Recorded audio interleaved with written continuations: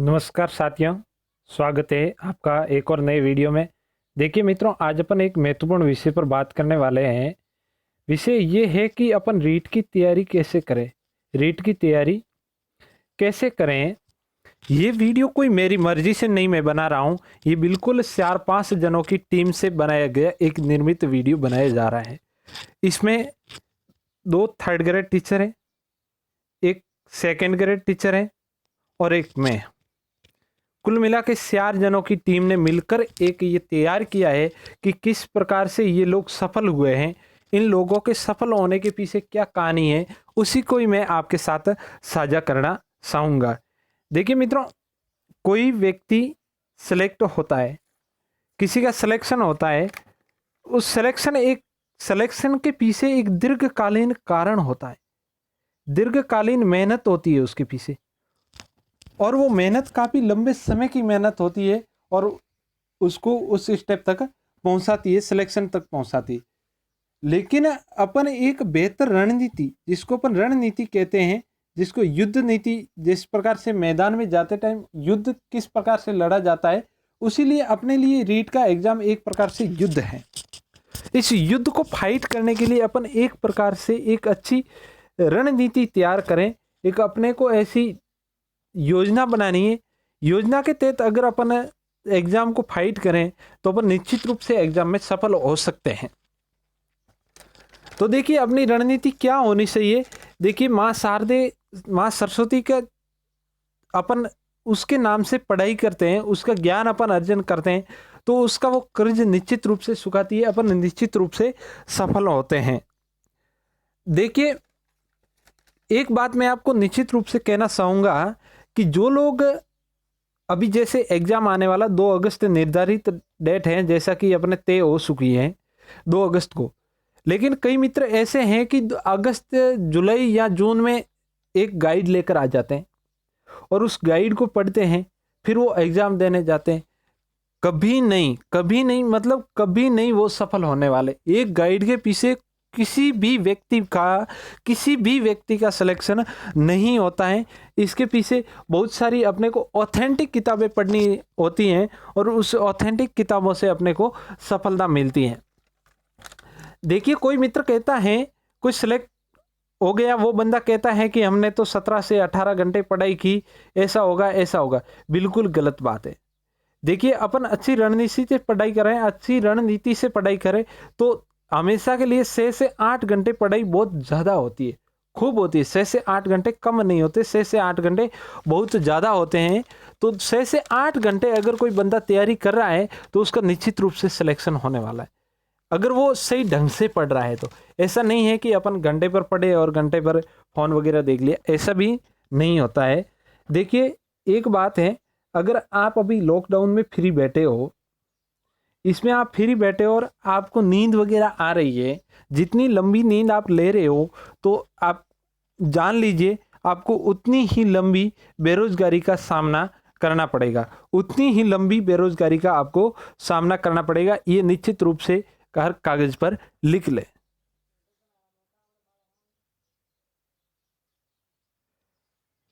तो अपन इसी पर बेहतर रणनीति पर आज अपन चर्चा करेंगे कि कोई मित्र, देखो गाइड की मैंने बात की, तो गाइड के ऊपर निर्भर नहीं रहना है, गाइड से सिर्फ हेल्प लेना है। हेल्प, गाइड से अपन निर्देश, गाइड का मतलब ही निर्देश होता है, अपने को सिर्फ निर्देश। आधार के रूप में गाइड को नहीं सुने, आधार के रूप में गाइड को नहीं सुने। आधार के रूप में अपने को रीट में सफल होना है तो आरबीएससी की किताबें अपने लिए आधार होनी चाहिए, आरबीएससी की किताबें अपने लिए आधार होनी चाहिए। देखो, आरबीएससी और एनसीईआरटी किताबों में से कौन सी किताबें पढ़े, ये कई बार कंफ्यूजन रहता है। जो अपना रास्ता सुन चुके हैं, जिन लोगों को पता है कि गाइड के अलावा अपने को ऑथेंटिक किताबें पढ़नी है, तो उनमें से इन दोनों में से कौन सी किताब अपने को सुननी चाहिए, इसके बारे में चर्चा करेंगे। देखिए मित्रों, आरबीएससी की जो किताब होती है वो फैक्चुअल होती है। आरबीएससी की किताबें फैक्चुअल किताबें, और एनसीईआरटी की किताबें जो है वो कॉन्सेप्ट क्लियर करती हैं। और जो राजस्थान माध्यमिक शिक्षा बोर्ड से जो अपने का रीट का एग्जाम बनता है, रीट का जो पेपर बनता है, वो रीट का पेपर में सीधा सीधा फैक्चुअल पूछा जाता है, सीधे उसमें फैक्ट पूछे जाते हैं, न कि कॉन्सेप्ट पूछे जाते हैं। अगर कोई आरएस यूपीएससी आरएससी का मतलब यूपीएससी आरपीएससी की तैयारी कर रहा है तो उसके लिए एनसीईआरटी की किताबें पढ़नी चाहिए, लेकिन जो रीट की तैयारी कर रहे हैं उनके लिए तो आरबीएससी की किताबें रामबाण हैं। तो रीट में सिर्फ फैक्चुअल किताब प्रश्न पूछे जाते हैं, तो फैक्चुअल बताते हैं, वो फैक्ट सीधे बताती है, वो आरबीएससी की किताबें बताती है, जबकि एनसीईआरटी की किताबें होती है वो कॉन्सेप्ट क्लियर करती है। तो इसमें आपसे सीधा साफ हो गया होगा कि अपने रीट के लिए जो उपयोगी किताब होगी वो कौन सी होगी, आरबीएससी की। चलिए अपन बात करते हैं कि रीट में अपने कौन कौन सी किताबें पढ़नी चाहिए।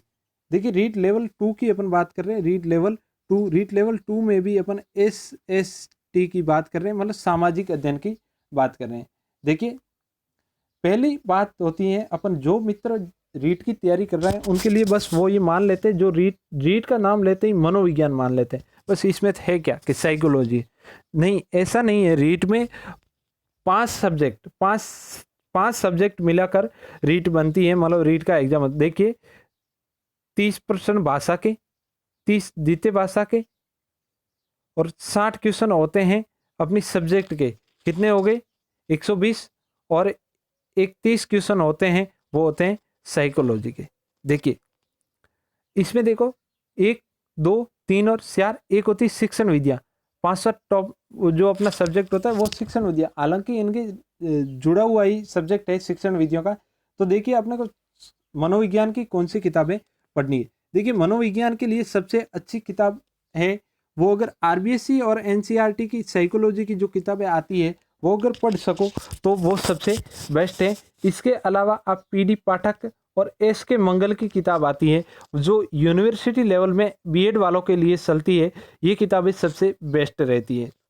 इन किताबों को आप पढ़ पाओ तो ठीक है, एक गाइड आपके पास जरूरी होनी चाहिए जरूर साइकोलॉजी की। मैं तो आपके सजेस्ट करूंगा कि जो साइकोलॉजी की जो मैंने पढ़ी है, फर्स्ट रैंक की किताब, बहुत बढ़िया किताब आती है फर्स्ट रैंक की। एक गाइड के ऊपर अपने को निर्भर नहीं रहना है, इसमें से आरबीएससी की मनोविज्ञान या फिर पीडी पाठक की मनोविज्ञान एक आपको जरूर सुनना है। तो साइकोलॉजी की बात होगी क्लियर, साइकोलॉजी को ये पढ़ना। और अब बात रहेगी साइकोलॉजी को पढ़ें कब। तो सुबह से जिस प्रकार 6 से लगाकर 9 बजे तक 3 घंटे का जरूर टाइम, सुबह का टाइम आप साइकोलॉजी के बिल्कुल जरूर दीजिएगा साइकोलॉजी को। क्यों? क्योंकि आप दिन में जब भी साइकोलॉजी पढ़ोगे आपका दिमाग डिस्टर्ब हो जाने के बाद में, विचलित हो जाने के बाद में साइकोलॉजी में बिल्कुल कतई काम नहीं करेगा। एक परिभाषा होती है, परिभाषा को आप 20 बार भी पढ़ लोगे तो भी वो आपको समझ में नहीं आएगी दिन में। अगर सुबह के समय आप पढ़ते हो साइकोलॉजी तो सुबह के समय ये बिल्कुल काम करेगी और बिल्कुल आपको याद भी होगा। द्वितीय अपन बात करते हैं भाषा की। भाषा में अपन फर्स्ट भाषा तो हर कोई हिंदी भाषा लेता है, तो हिंदी भाषा के लिए अपन क्या पढ़ें। देखो हिंदी भाषा के लिए मैं एक अच्छी किताब बता रहा हूँ, माध्यमिक शिक्षा बोर्ड की 9th से 12th की जो अभी किताब आती है रचना प्रबोध, वो तो ठीक है, वो तो लानी है अगर दूसरी किताब नहीं मिले तो। देखो आपको पता होगा अब आरबीएससी का कोर्स चल रहा है, आरबीएससी का कोर्स किताबों स्कूलों में चल रहा है। इससे पहले एनसीईआरटी का कोर्स चल रहा था, एनसीईआरटी से पहले ही एक आरबीएससी का कोर्स चलता था जिसको अपन पुराना आरबीएससी कहते हैं, पुरानी आरबीएससी की किताबें बताते। उस समय 9th से 12th तक की किताब आती थी हिंदी व्याकरण करके, जो पुरानी वाली अगर मिले आपको तो वो ही पढ़िएगा, उससे बार एक भी क्वेश्चन नहीं जाएगा। तो चलिए हिंदी की बात होगी क्लियर। तो हिंदी कब पढ़ें, तो हिंदी को आपको शाम के टाइम पढ़ना है। कब पढ़ना है? शाम के टाइम, जब भी आप सोते टाइम पढ़ो या फिर शाम के टाइम जो इवनिंग का टाइम होता है उस समय पढ़िएगा। दिन को आप संस्कृत को टाइम जरूर दीजिए, दिन को आप संस्कृत पढ़ती है, संस्कृत में और हिंदी वही है। अगर फर्स्ट लैंग्वेज जो बंदा हिंदी लेता है तो सेकंड लैंग्वेज उसको मैं तो कहूँगा संस्कृत उसको जरूर लेनी चाहिए, जरूर से जरूर संस्कृत लेनी चाहिए, क्योंकि इसमें डबल बेनिफिट होता है। क्योंकि इनकी जो शिक्षण विधियाँ होती है, शिक्षण विधियों में सिर्फ भाषा का परिवर्तन होता है, बाकी सब का सब सेम होता है। व्याकरण हिंदी जो संस्कृत के लिए आप पढ़ रहे हो, संस्कृत की तैयारी के लिए आरबीएससी की जो 6 से लगाकर 8 तक की जो संस्कृत की बुकें हैं वो आपका बेस मजबूत कराएगी, वो आपको ज़रूर पढ़नी है। इसके अलावा आपके पास अगर कोई उपलब्ध गाइड हो तो गाइड से ज़रूर पढ़िएगा और प्रैक्टिस सेट ज़रूर लेके आइए। आपका एक बार सिलेबस कंप्लीट हो जाने के बाद प्रैक्टिस सेट ज़रूर ले जाए। अगर आप वीडियो मतलब अंतिम तक बने रहते हो तो मैं बता दूं कि आपको मतलब किस प्रकार से किताबें पढ़नी है, वो भी मैं आपको तरीका बताऊंगा। अब सेकेंड लैंग्वेज अगर कोई इंग्लिश बंदा चूज करता है तो इंग्लिश के लिए भी वही 6 से 8 तक के लिए आपका बेस मजबूत करेगी वो किताबें। आपको ज़रूर से ज़रूर 2 से 3 से 4 बार से बिल्कुल ज़रूर पढ़ना चाहिए। अब मोटा मोटा अपन बात करते सामाजिक अध्ययन की।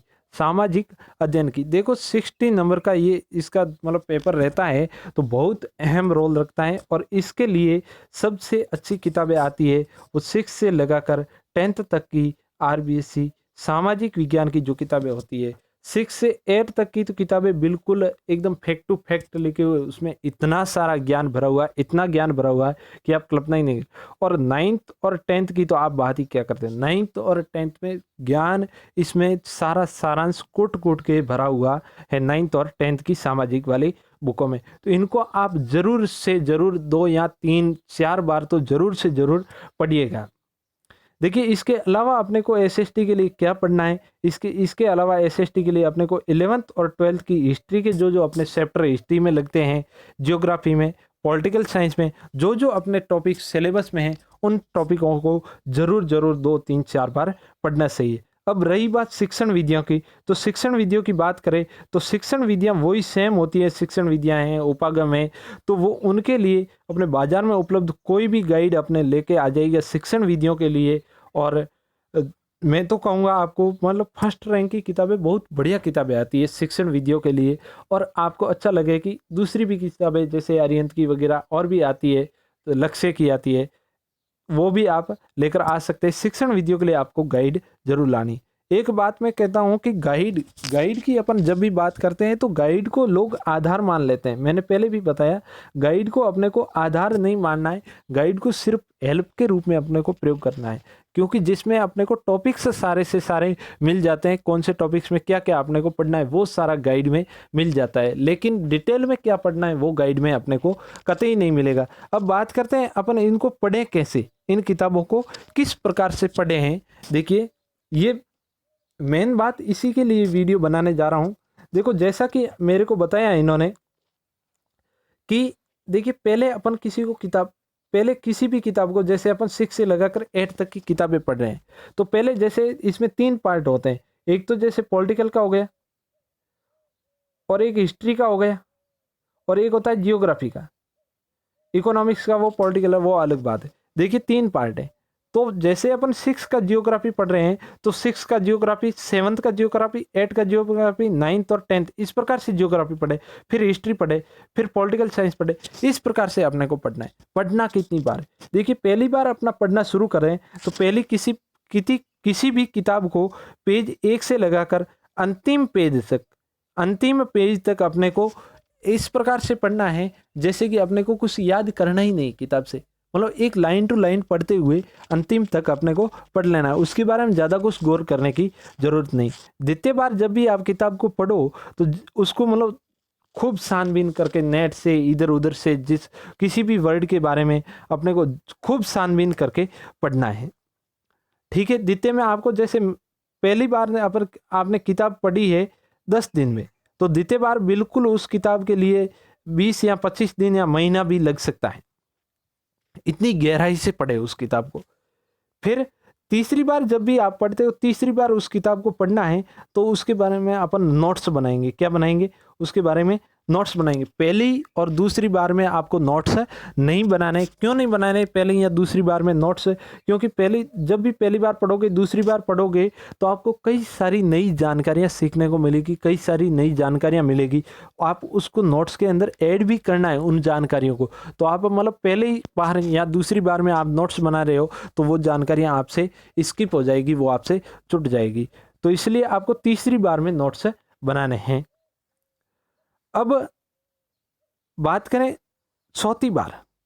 किताब कम से कम 4 बार तो आपको पढ़ना ही है। ऐसा नहीं एक बार पढ़ने से आपका कोर्स कंप्लीट हो जाएगा, बिल्कुल नहीं हो जाएगा। अगर आपको मतलब पूरे मुँह से पूरे, अगर पूरे मुँह से पूरे लाने हैं, लगभग मैं आपसे गारंटी करता हूँ कि 135 नंबर आप गारंटी से लेकर आओगे, इस प्रकार से पढ़ते हो तो। और बंदों ने लाया भी है। देखिए 100वीं बार जब भी आप किताब को पढ़ते हो तो किताब को भी पढ़ना है। किताब को पढ़ो चाहे नहीं पढ़ो, नोट्सों को जरूर पढ़ना है। नोट्सों को पढ़ोगे तो आपको मक्खन लगेगा, मतलब क्या पढ़ना है अपने को, आपको क्या हासिल हुआ है वो आपको मतलब एकदम बिल्कुल परफेक्ट तरीके से याद हो जाएगा। सभी किताबों को पढ़ने के लिए यही तरीका है। इस प्रकार से आप किताबों को पढ़ेंगे तो निश्चित रूप से सफलता हासिल होगी।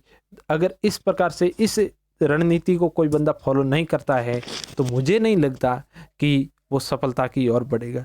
देखिए कम से कम 3, 4 या 5 बार जो सफल लोग होते हैं उनसे आप पूछ लेना, 4 या 5 बार तो वो कोर्स बिल्कुल जरूर से जरूर करते हैं और इस तरीके से करते हैं जैसा कि मैंने बताया है। और इन लोगों ने सफल भी किया है, एग्जाम को क्रैक भी किया है। मैं आपको कहता हूँ कि अगर 4 बार आपने कोर्स कर लिया तो 99% आप सफल हो गए। और आरबीएससी की किताबों की बात करें तो पिछले प्रश्न पत्र आप उठाकर देख लेना, सारे प्रश्न वहीं से मिल रहे हैं।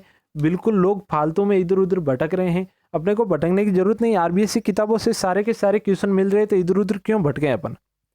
क्योंकि सारे के सारे जितने भी आप देखो, मान लो लगभग 98 या 99% क्वेश्चन आरबीएससी की किताबों से अपने को मिल रहे हैं। तो रीट के लिए तो हर कोई कहता है कि आरबीएससी की किताबें रीट के लिए अति उपयोगी, अति महत्वपूर्ण किताबें होगी।